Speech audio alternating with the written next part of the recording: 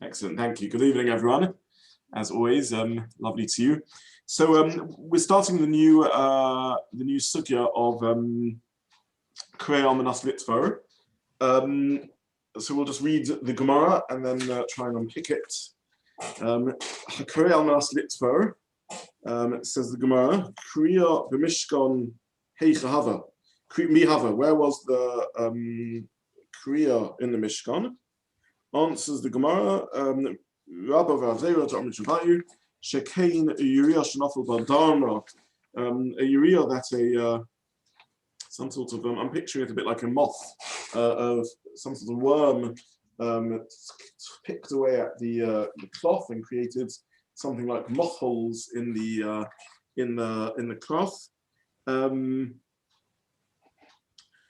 Kohen b'avatofuno, so one would tear it and then to lengthen the tear in order then to make it easier to stitch up again afterwards.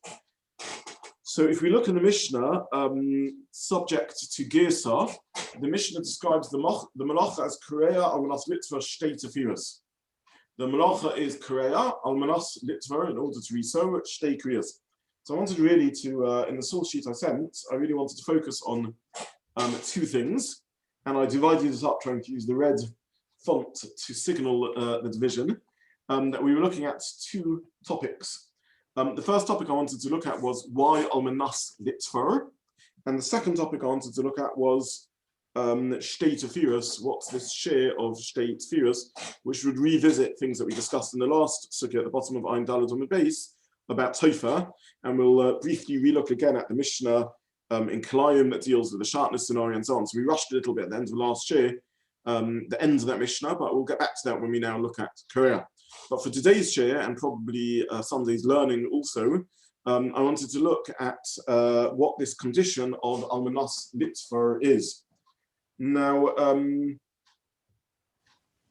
just to spell out the difficulty, the Mishnah with several melachos, but by no means all of them, adds in these words almanas. So, for example, with moichek, it says moichek almanas lichto shtei oisius, one who erases on condition that they write to oisius. And with Koreah here, it says almanas litvar on condition to sew. And the question is, what is this condition to sew? What's the logic of this tanai that's needed, that you're only chayav for the melacha if you do it on condition to sew? So there's a number of suggestions that could be put forward. One suggestion that one could put forward is that this is uniquely according to Rabbi Shimon, who holds, well, you know what, actually, before we suggest theories, let's have a look at the Mepharshim. So Rashi says, on the Mishnah, Almanas Litvar, Rashi explains what's this condition of Almanas Litvar. Pa'omim shah nekev ogul, Rashi says, sometimes the hole is circular. Ve'ena yacha lit, tofa yacha, you can't say it properly, elim ken korei, unless you tear it, and farish for Gemara. Ava Koreah shall litvar ava mimishkan. But a Koreah that wasn't done litvar wasn't in the Mishkan. So Rashi has answered our question, why do you need Almanas Litvar? Because that's the way it was in the Mishkan. Now, by now, hopefully everyone will be familiar with what I'm going to ask, which is that what happens in the Mishkan never explains anything. Who cares what happened in the Mishkan? Meaning to say, it's perfectly accurate, as Rashi says, that this wasn't the way it's done in the Mishkan. But if we're just going to arbitrarily cut and paste from how melachos were done in the Mishkan, then we will come to all sorts of ridiculous conclusions. So, for example, the melacha of Plitzah was done by the Leviim who carried beams of the Mishkan. So should we learn from the Mishkan that you're only chayav for the melachah of Plitzah if you carry a beam, but not if you carry anything else? Or should we learn from the Mishkan that you're only chayav in the melachah of Plitzah if you're a Levi, but not if you're anyone else? So we can't just cut and paste from details that happened in the Mishkan. Maybe we should learn from the Mishkan that you're only chayav if you do the melachah 3,500 years ago, but not if you do the melacha in England. Maybe only melacha in the midbar, not a melacha in settled land. So what's the definition of a melacha has to be learned from the Mishkan, but with a logic. There has to be a svara lachalik. There has to be some reason there why what happens in the Mishkan isn't just a rule that if it didn't happen like that in the Mishkan, then it shouldn't happen like that in the Melacha. There has to be a rationale why this has something to do with the Melacha. Either way, that's what Rashi says on the Mishnah. Now, on the source sheets, I also was mitzayin Rashi in Lamed Aleph Amud Beis. And Rashi in Lamed Aleph Amud Beis addresses the same issue and gives a different answer to the question. Now, what I printed in the source sheet, to be honest, was a little bit of a trimming of Rashi. I think I tried to put dots, 3 dots in to indicate that this was a shortened Rashi. It's a long and complicated sugya there in Lamed Aleph Amud Beis. I simplified Rashi. But in brief, Rashi there says that the reason you're not chayav without almanas litvo is because of mekalkelim, because it is a kilkul. Because Koreah is a kilkul, unless it's done almanas litvo, in which case it's a tikkun. So how do we resolve these 2 Rashis and the contradiction between the 2 Rashis? So, any suggestions? Well, he just defined the rationale as Eino Yachol L'Tofro Yafeh. So that's the rationale is you do tear it because that's the only reasonable way of you repairing it. That is correct, but the question is the circularity over here. It is true that if the scenario is, as in the Mishkan, that it was eaten away by worms, and therefore you need to tear it in order to resow it, then that's the only way to do it. But the question is, why do you need the almanas litvo? Why can't the melacha just be tearing? I mean, why shouldn't that be the melacha? And the problem is that Rashi gives 2 answers to the question. In the Mishnah, he says the answer is because that's how it was in the Mishkan, which incidentally we don't fully understand. It's true that's how it was in the Mishkan, but so what? Why does it matter how it was in the Mishkan? That's not the core of the... Now, what I'm saying is... Secondly, Rashi contradicts himself and Lamed Aleph says Mekalkel. And what I'm saying is that in the first statement of Rashi, he has actually mentioned, he says 2 things. One is, he simply says, yes, that's what it was in the Mishkan, but actually he's explained the rationale, not only that it was in the Mishkan, but he's not talking, when he says sometimes there's a round hole, he doesn't say that's necessarily a Mishkan fact. He's simply saying the only way you can reasonably make a repair, and then he supports that by the Mishkan, but that's not the rationale. The rationale, he says, is otherwise, as he says in the second Rashi, it's a kilkul. But if you're tearing it because it's the only way you can get a decent repair, then that's fine. I don't think that's correct what you're saying, Paul, because I think it goes the other way around. If you need almanas litvo, then it is true to say that sometimes you need to tear in order to resew. I'm not a seamstress, but I didn't know that. I thought, if you have a tear, you can sew. But Rashi says sometimes you need to tear a bit more in order to fix it. But there's a deeper question over here, which is why does Koreah have to be almanas litvo at all? Why can't you be chayav for tearing even without intention to resew? And Rashi answers that question in the Mishnah by saying, because lo have a mishkan. Look at the end of Rashi. He says, "Avol Koreah shelo litvo." The tearing not to tear is because it's lo have a mishkan. So you're correct in what you're saying. Once we know that you need to do it to tear, Rashi gives a good explanation. But why do you need to do it to tear at all? It's to do with the fact that the melachot that were done in the Mishkan were constructive, and that's the import that we're taking from the Mishkan, which would also explain why he's using the kalkel. He's really saying the same thing. He said that just as over there in the Mishkan, it was a matakin action or a constructive action, so too over here when you do the melacha of because we saw in B'mei Madlik, the Perek B'mei Madlikin, that distinction is brought about. So it's Soter Amanat Livnot and Melachot Amanat Lechtov, that they're inherently destructive unless you then go and do something constructive in its place after. Yeah. So what you're saying is correct in the Gemara there in Daf Lamed Aleph and Perek B'mei Madlikin, that similarly Soisa and similarly Mochik are inherently destructive melachas, and therefore you need the almanat to make them constructive. But that's the explanation of what Rashi there says. That is what Rashi is saying, that there are several melachas which are destructive unless done almanat. Nonetheless, Rashi in our Mishnah doesn't make it part of the general rule of Mekalkel. He says it's because this particular way of doing the melacha is how it's done in the Mishkan. If Rashi wanted to say a general principle of Mekalkel, then that doesn't appear to be the case. The logic of Mekalkel is that not so much that it wasn't done in the Mishkan, because, but rather that a malacha, the definition of malacha, is a constructive act rather than a kilkul. So I don't know. Sorry, Martin. I was just going to say, it looks like a few of the melachot, though, he tries to tie them back to what was done in the Mishnah. It looks like almost Rashi's purpose in the Mishnah is to explain where this malacha was done in the Mishnah. So, for instance, when he talks about Hagozes Semer, he then says, V'chol shar melachot, shaychi bet semer shel melechet hamishkan. And likewise, before that, ha'ofa, he says, Lo have b'mishkan, de lo shaych ela b'pat. So he seems to be, his purpose in the Mishnah is to explain where it happened in the Mishkan, at least with quite a few of the melachot. So he's not necessarily giving us the lunda of it, he's just telling us where it happened. Whereas in the other sugya, he's then trying to tell us the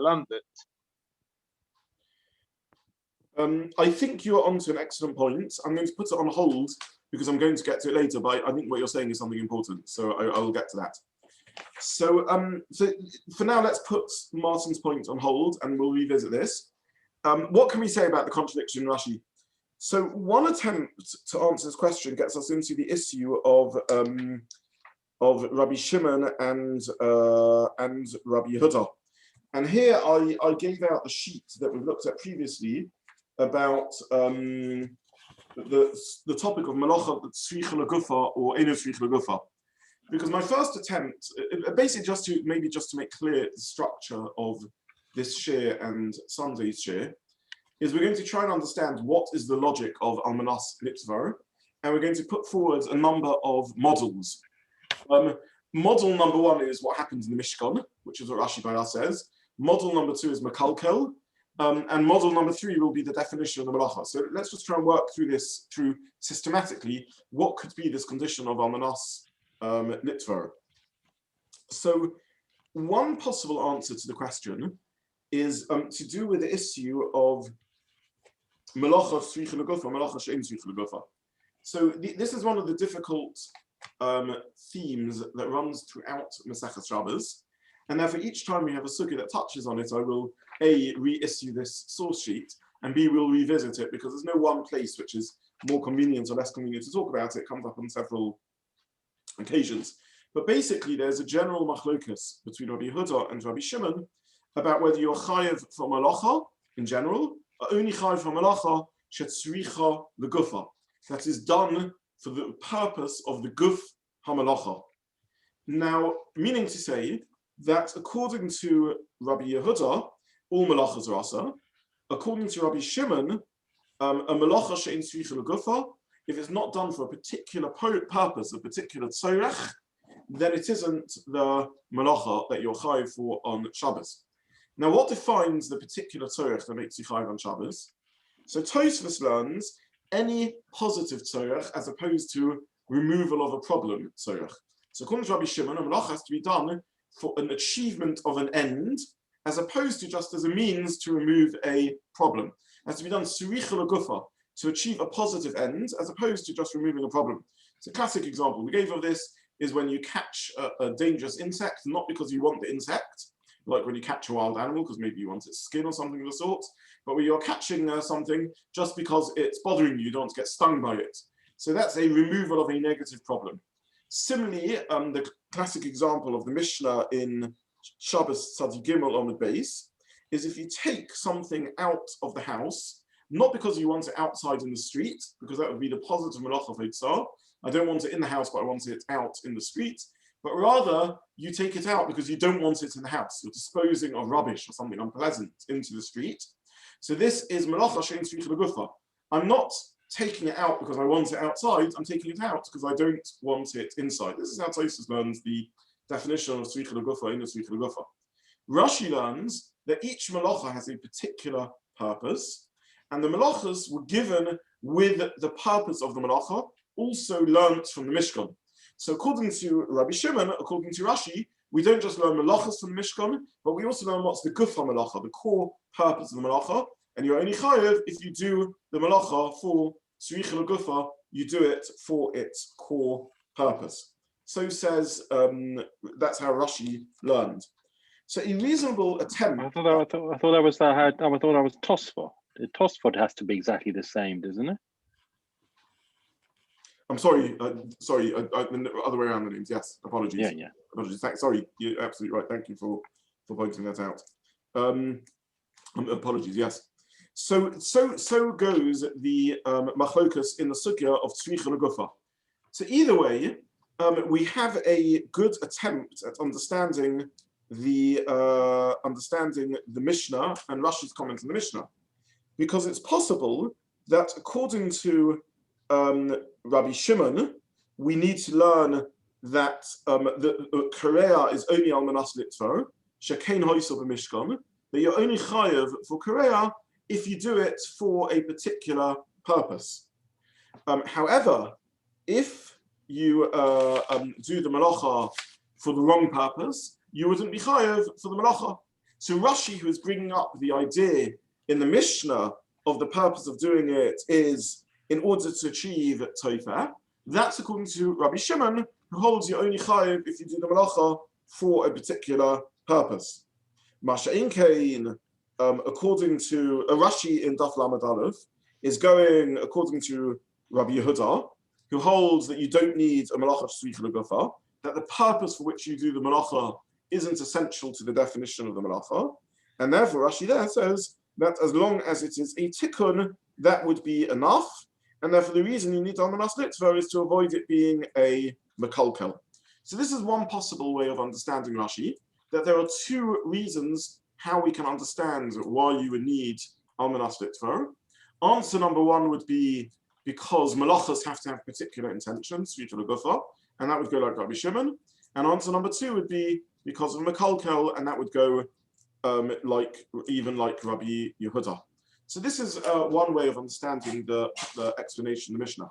Now there would be a nafkamina, a distinction between these two explanations, and that would be, would another example of a positive, something constructive, being achieved by the melacha be enough to make you chayev?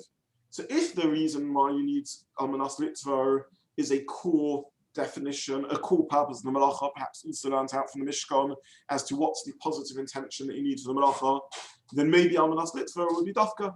Whereas if the only point is to remove the stigma of mekalkel, because if it's destructive rather than constructive, then it isn't a melacha, then any other example of Koreah, which is constructive, which isn't a kilkul, would be enough. So just to explain this a little bit further, every melacha, every time I do a melacha, there's always a reason why I'm doing the melacha. I don't just do random activities. However, fundamentally, this reason may be destructive rather than constructive. So if I rip up or moichik some writing, I'm removing the writing from the world. That may be intrinsically a mekalkel, it may be intrinsically a negative act. I'm taking writing, which is complexity and carries information, and I'm deleting it to remove that information. Now, there's a reason why I'm doing that deletion, why I'm removing that information. I clearly don't want it there because it's a check that I've signed to someone that I no longer want to be open. Or it's a diary that I've been keeping and I no longer want people to be able to read my memoirs. So there's a reason why I'm doing that destructive act, but it is a destructive act. Similarly, if I dismantle a chair, it's fundamentally a destructive act because I'm taking something that was positive and good and constructive and complex, a chair, and I'm dismantling it. There's a reason I'm doing it, maybe because I want the chair to be dismantled in order to throw it away. So there's always a reason why I'm doing melachos. But the condition of not being mekalkel is that the outcome has to be something significant. If the outcome is destructive, even though there's a reason I want the destruction, then that wouldn't be a melacha. So Koreah, there's a reason why I'm Koreah. However, it has to be on manas litvar. Why? Why does it have to be on manas litvar? Well, one answer would be because I need melachos that are tzricha legufan. Melachos have to be for a particular purpose and destination. A second answer would be because it's mekalkel, because tearing is mekalkel. According to the answer mekalkel, if I was doing an act of tearing that was constructive, albeit a different reason, shelo al manas litvar, I would also be chayiv, and manas litvar is just an example. And we have indeed such a sugya, and this is the Gemara in Kufhei Amud Beis, which I also printed on the source sheet, very important Mishnah. The Mishnah says, HaKoreah v'chamasoi, if someone tears in anger, or al-mesoi, in the act of Koreah, on suffering a bereavement, a death of someone, v'chol ha'mekalkelin paturin.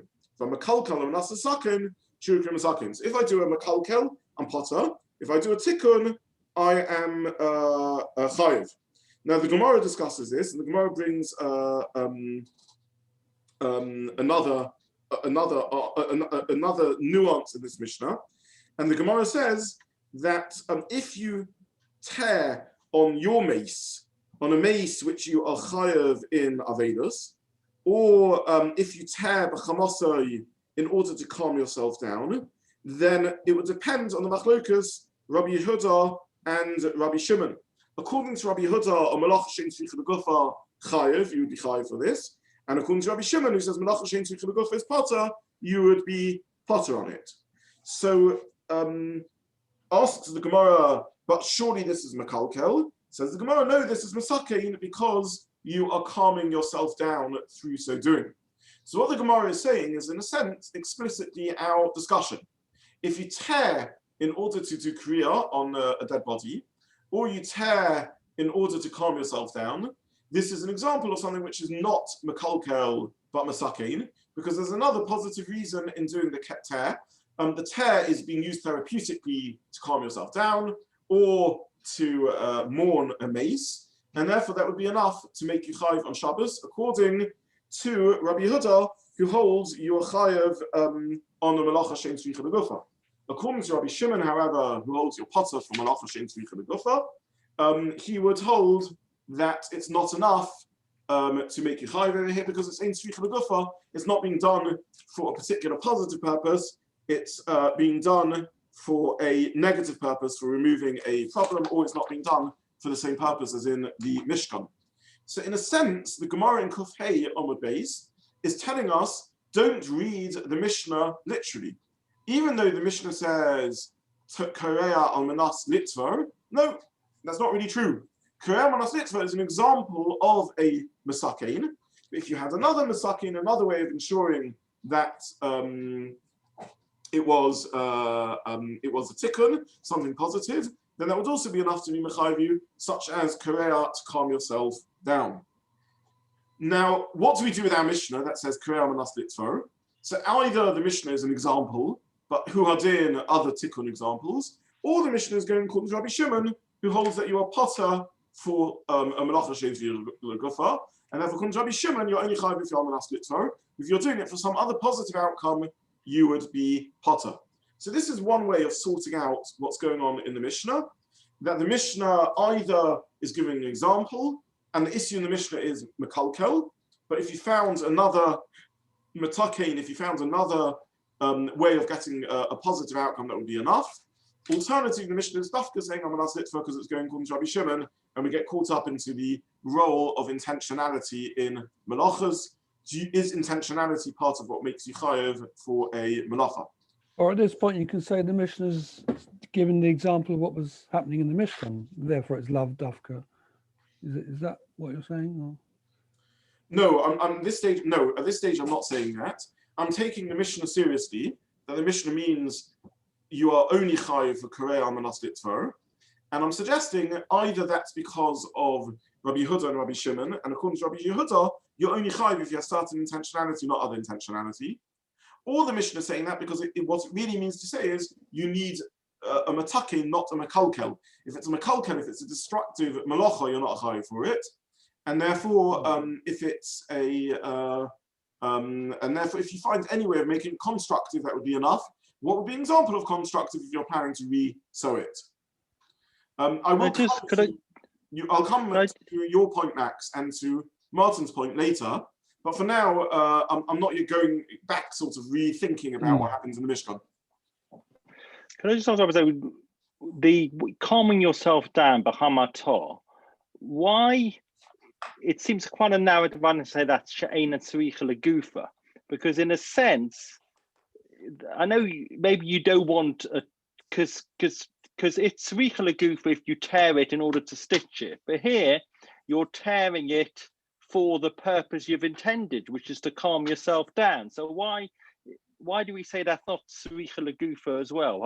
It's quite a narrow line. I was finding it quite difficult to see the difference. Okay, so if we go like Tosfos, So again, what does shvicha l'gufa mean? So let me get it right this time round instead of saying it the wrong way around as I said previously. Tosfos says it means that you're doing it for the same purpose as it was in the Mishkan. Rashi says you're doing it for a positive purpose, not removal of a problem purpose. So why do you need dafka Koreah al manas litzvah and not Koreah to tear yourself down? So Tosfos would answer because that wasn't the purpose you were tearing for in the Mishkan. In the Mishkan, it was being done to reso, not to calm yourself down. And Rashi would answer because calming yourself down is removal of a problem, not something constructive and positive.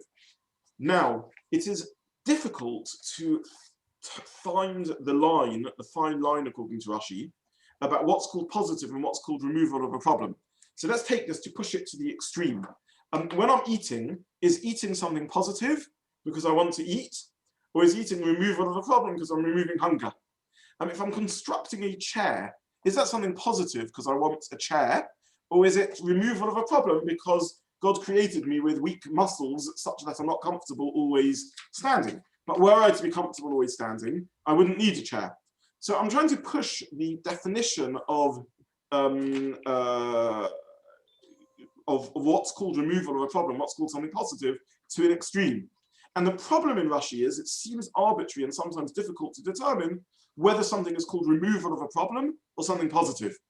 Now, this difficulty we're facing in Rashi, we're in good company, because that is exactly really what Tosfos asks in Rashi. He says, I don't really understand this. What do you call removal of a problem? What do you call something positive? If you look into Tosfos I printed on the source sheet about Gufa, that's part of what Tosfos is really struggling. He gives a whole swathe of examples where he thinks Rashi's principle is contradicted, and in all of them, presumably Rashi will say no, because that's removal of a problem. That's not something positive. So it is difficult in Rashi to determine what the line is. But if we're going with this reason, the answer to Rashi would be that tearing in order to resow is positive because you're trying to resow, whereas tearing to deal with frustration is removal of a problem but not something positive. And I can't look you in the eye and tell you I really understand that distinction because I don't, but you can hear a drawing of a line there. I can sort of understand it because you could say that I think the end of that Tosfot talks about the moth. You never, in an ideal sense, you never want standing on your curtain, and therefore you never wanted to tear it in the first place. Similarly, you never wanted to be angry. You never wanted to be in a bad mood and need to calm down. If you view it as I never wanted to be angry, then it is a removal of a problem. So we can answer Rashi, and we can say, look, I never wanted the moth, I never wanted to be angry. But now that it's torn and damaged, I'm tearing it to do something positive, to sow. Whereas with anger, I'm just doing it to remove something negative. I'm not creating something new. We're in good company in being bothered by this because Tosfos asks these questions. All we can say is that evidently Rashi thought that it was reasonable to do a line there, draw the line there. So I can retrace Rashi's thinking. I can't look you in the eye and say I understand why the line should be drawn there, not there or there. But this is what Tosfos says.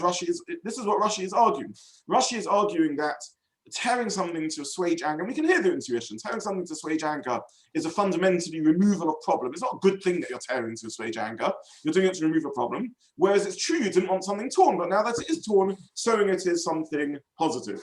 So this is where Rashi draws the line. And this is what he says is a subtle distinction between removal of a negative and something positive. It's not easy to retrace Rashi's thinking on this one and work out exactly where the border should be drawn. But this is one way of reading the Mishnah, that what's going on is two issues, Masechet Shabbat and Mekalkel. In next Shiur, on Sunday, on the back of Tosfos, on Ayin Daled, on Ayin Gimel Amud Beis, Tosfos Divrei Maskel with Sorich Le'etzim, I'm going to argue that there is another way of reading the Mishnah, a third explanation of the Mishnah, and this is the way at least Rabbi Kiva Eika understood Tosfos. This is Chazara for those who are here on Ayin Gimel and Beis. But I'm going to argue that there's a third way of reading the Mishnah, which is definitional.